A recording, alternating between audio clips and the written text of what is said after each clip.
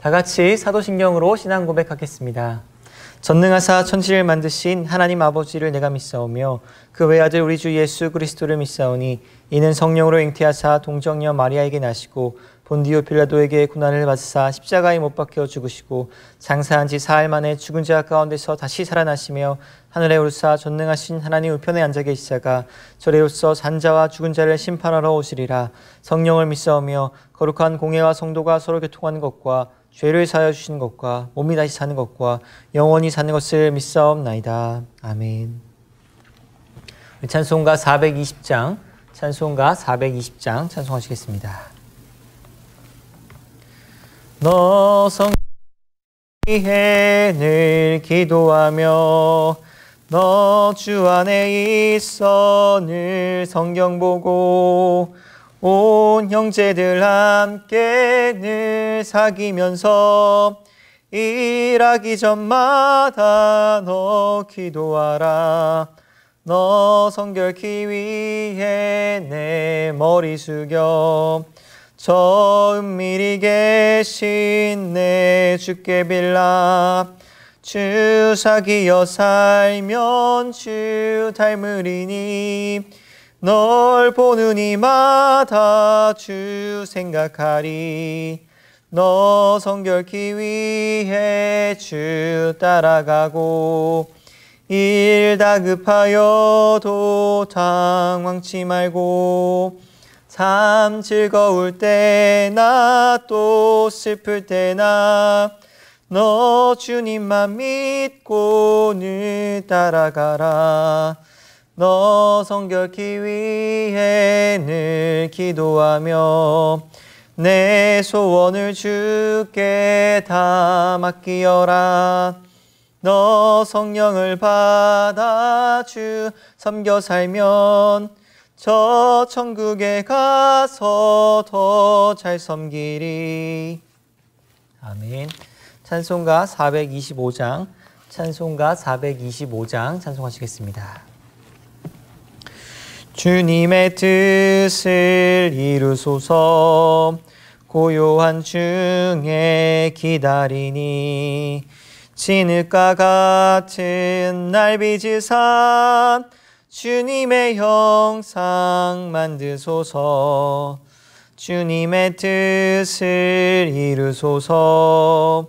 주님 발 앞에 엎드리니 나의 맘속을 살피시사 눈보다 희게 하옵소서.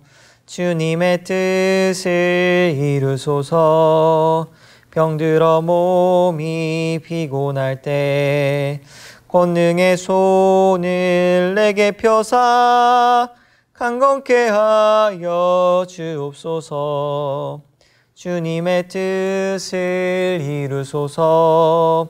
온전히 나를 주장하사 주님과 함께 동행함을 만민이 알게 하옵소서. 아멘. 아멘. 오늘 함께 받으실 말씀은 고린도후서 8장 16절부터 24절까지 말씀입니다. 고린도후서 8장 16절부터 24절까지 말씀입니다.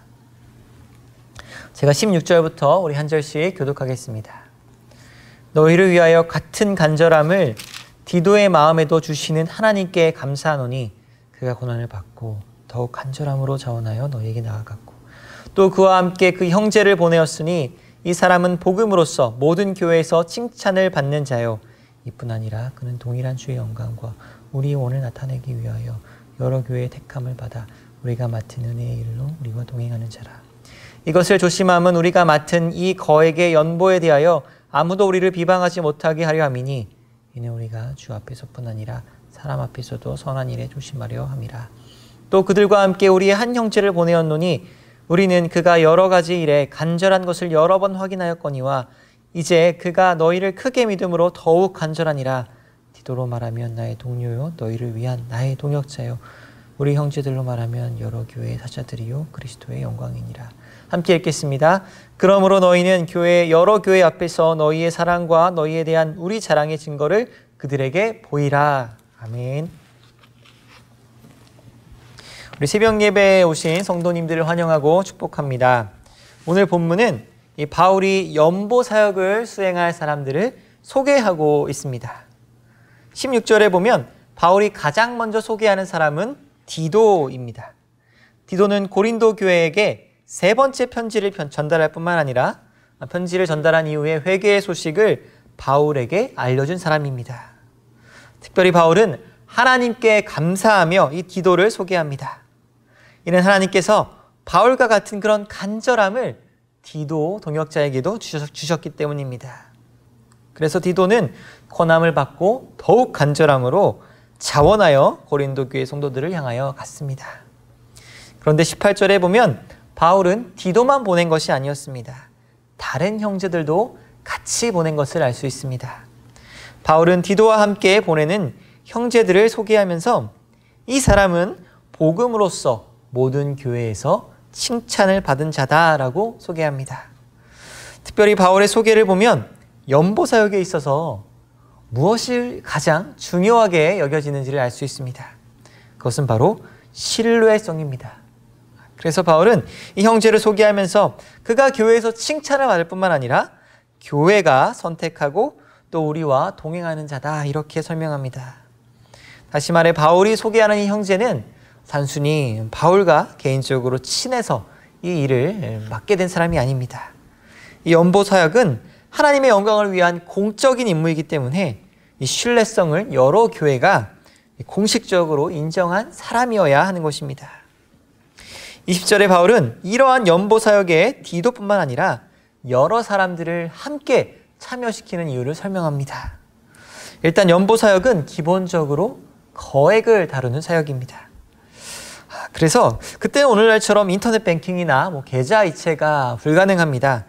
그래서 돈을 운반하는 과정에서 강도를 당하거나 분실의 위험이 있었습니다. 또 한 사람이 혼자서 연보를 관리하게 되면 돈을 사적으로 유용한다는 그런 오해를 받을 수도 있습니다.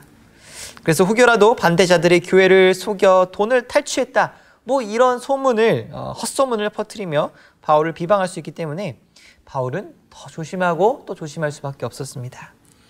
그래서 바울은 이 연보의 모금과 운반과 전달 그리고 보고에 이르기까지 모든 과정을 투명하고 믿을만하도록 진행해야 했던 것입니다. 이를 위해 최선의 방법은 여러 교회가 신뢰하는 그 사람들이 함께 이 일을 하는 것입니다. 그래서 22절에 바울은 이 디도와 함께 연보에 수행할 또 다른 형제를 함께 보냅니다. 그리고 18절에 연보 사역에 참여하는 그 형제를 소개했던 것처럼 또 이 추천의 말을 전하고 있습니다. 바울이 보낸 이 형제는 앞서 소개한 그 형제처럼 여러 교회가 선택하여 보낸 사람은 아닌 것 같습니다. 하지만 이 형제는 바울과 동역자인 우리가 바로 보증하는 형제다라고 소개합니다. 그래서 바울은 아무나 그냥 보낸 것이 아니라 그가 여러 가지 일에 간절한 것을 그 형제를 여러 번 검증하였습니다. 특별히 22절에 보면 바울이 이 형제를 소개할 때 간절함이란 단어를 2번이나 반복하여 사용합니다. 그만큼 바울이 보낸 이 형제는 연보 사역에 진지한 열정이 있었던 사람이었습니다. 그 열정은 돈에 대한 열정이 아니라 성도들을 향한 마음이었습니다. 그래서 바울은 22절 하반절에 너희를 크게 믿음으로 더욱 간절하다라고 그렇게 설명합니다. 23절에 바울은 다시 디도의 이야기를 합니다. 디도로 말하자면 나의 동료이며 너희를 위한 나의 동역자다 이렇게 재차 추천하고 있습니다. 디도 외에 함께 참여하는 바울이 추천하는 그런 다른 형제들 역시 여러 교회의 사자들이며 그리스도의 영광이다라고 소개합니다. 끝으로 바울은 자신이 추천하는 신실한 형제들과 함께 이 연보 사역에 동참하도록 권면하고 있습니다. 24절에 바울은 여러 교회 앞에서 고린도 성도들의 사랑과 자랑의 증거를 보이라라고 독려합니다. 사랑하는 성도 여러분, 오늘 본문은 연보 사역, 즉 돈에 관한 말씀입니다. 말씀에 보면 바울은 이 연보 사역에 있어 동역자에 대한 소개를 굉장히 길게 하는 것을 볼 수 있습니다. 그 이유는 돈이라는 것, 곧 만몬이라는 신은 예수님께서 하나님과 견주어 재물을 섬길 수 없다라고 말씀하셨을 정도로 이 만몬은 하나님과 필적할 그런 유일한 신이기 때문입니다. 그래서 돈을 관리했던 예수님의 제자 가룟 유다도 마지막에는 예수님을 돈으로 팔아넘기며 무너지고 말았습니다. 예수님께 찾아와 어떻게 하면 영생을 얻을 수 있을지 물었던 부자 청년도 결국 돈 때문에 근심하여 돌아갔습니다. 그만큼 돈의 영향력은 사람을 시험에 빠지게 할 수 있는 큰 힘을 가지고 있습니다. 돈을 사랑함이 일만하게 뿌리가 되기 때문입니다. 그러기에 바울은 이 돈과 관련된 연보사역을 또 모금하고 운반하는 이 사람들을 고심하고 또 고심하여 선택할 수밖에 없었습니다. 또 이 일을 한 명이 아닌 여러 명에게 맡김으로써 투명하고 신뢰할 만하도록 하였습니다. 무엇보다 바울은 그냥 나를 믿고 맡겨줘 이렇게 호소한 것이 아니라 공동의 책임자를 두고 절차에 따라 일을 진행하였습니다. 그리고 사람을 추천할 때도 인맥이나 지연을 통해 선출한 것이 아니라 투명한 검증 절차를 거쳤습니다. 그러기에 바울은 자신 있게 성도들을 향해서도 사랑의 증거를 보이라 라고 권면할 수 있었던 것입니다.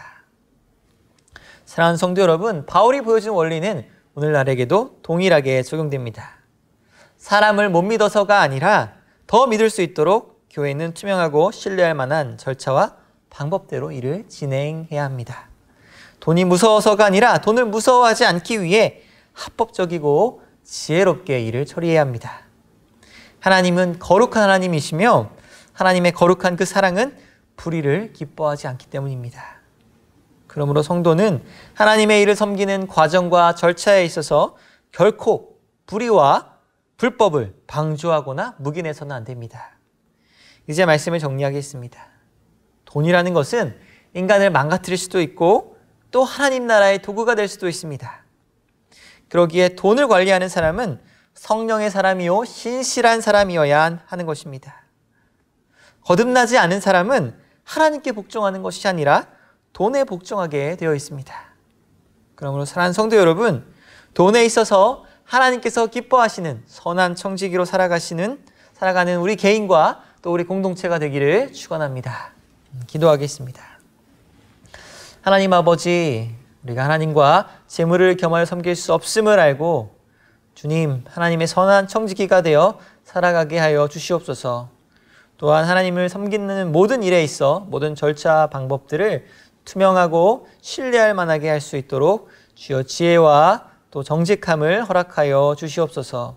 오늘 하루 성령께서 주시는 놀라운 은혜 가운데 하나님께서 주시는 재물과 시간과 모든 것들을 은혜로 다스리는 귀한 시간이 될 수 있게 하여 주시옵소서. 감사드리며 예수님의 이름으로 기도드립니다. 아멘. 하늘에 계신 우리 아버지여, 이름이 거룩히 여김을 받으시오며 나라의 마옵시며 뜻이 하늘에서 이룬 것 같이 땅에서도 이루어지이다.